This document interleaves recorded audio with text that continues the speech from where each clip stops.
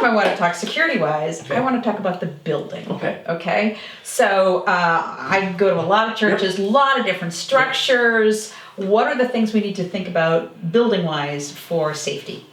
From a safety standpoint, it's not just about, is a bad guy going to come in, but the building itself, is it safe?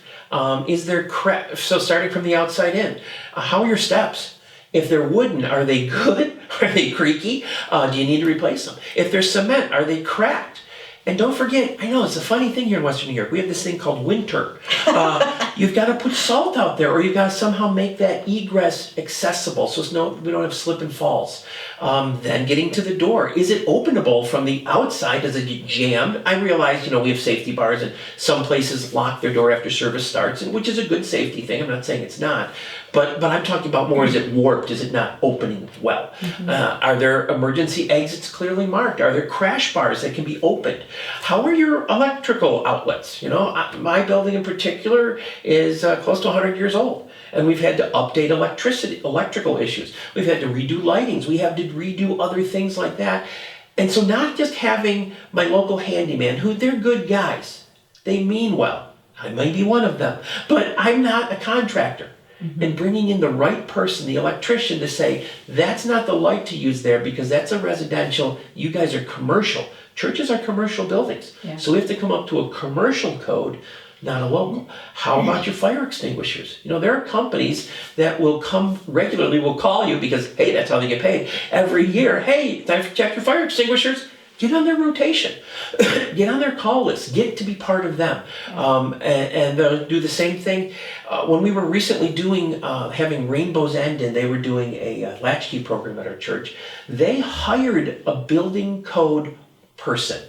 This person only reported to them. They did not work for the county. They did not work for the state or any other agency. It was to walk through the building and say, what do we need to do so that when we call the building inspector, we're all set? And bring them in. I mean, I could walk around and say, wow, there's a loose paper there, but they could walk around and say, that's an emergency exit. That needs a specific light above it, not just your stapled up exit sign. Yeah. Right? Yeah. So in a lot of this, some of it's common sense, right? Yeah. And part of what I'm hoping with this video is that people already know these things, but the video makes them think, we need to walk around again. We need to look, right? Yeah. I know I've been in churches that had emergency exits that were blocked with storage. And just going through and going, that can't happen. Right. And ice and that sort of thing. There's also this place that says you need to know what the regulations are for commercial buildings in your town, in your county, in the state.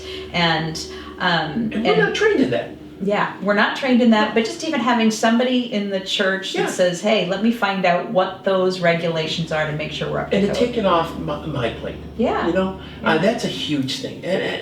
But it does reflect in our ministry. If our building is, you're walking, you're wondering, I hope I come out of here alive. They're not going to come back. Right. So it needs to not just be attractive, it also needs to be safe. And so doing some of those little things to make it a safer place, and should, God forbid, something happen where you need that emergency exit, if it's blocked off, somebody's going to get hurt. My first year I was at a small church that just needed a lot of attention. The building did.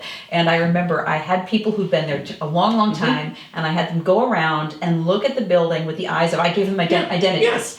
And I had an older woman who came back who was a founding member of the church, and she said, after a while you just stop seeing. Yeah. And that's exactly part of what we're saying is go around with eyes that are saying, how are we doing at safety? And maybe you can bring in a contractor. A lot of congregations have a contractor in there. And not that you're saying that contractor is going to do the work, but how about walking around with me as a professional, because you do this for a living. Yeah. Even if it's a residential, and I know the codes are different, but at least it'll give you a place to start. Yeah. Good. So we just need to have eyes to see the building. Eyes to see differently. All right, good. Thanks.